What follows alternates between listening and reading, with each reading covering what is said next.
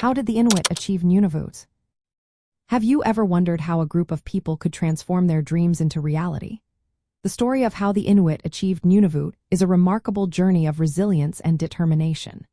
To truly grasp this achievement, we must first look back at the long history of the Inuit in the Arctic.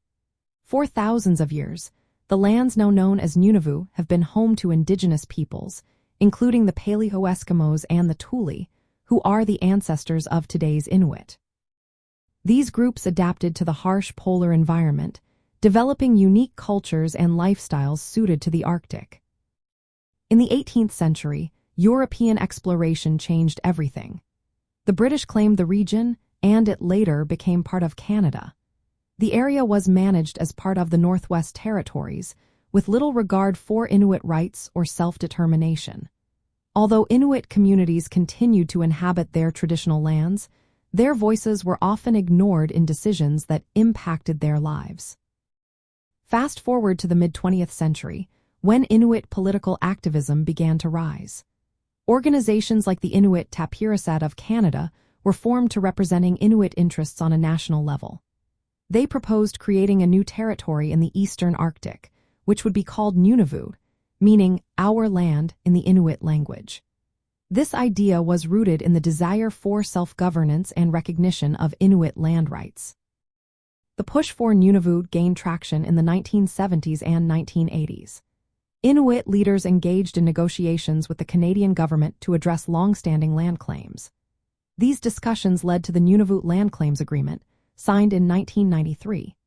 This historic agreement granted the Inuit exclusive rights to vast areas of land and resources, along with compensation and a share of future royalties from resource development.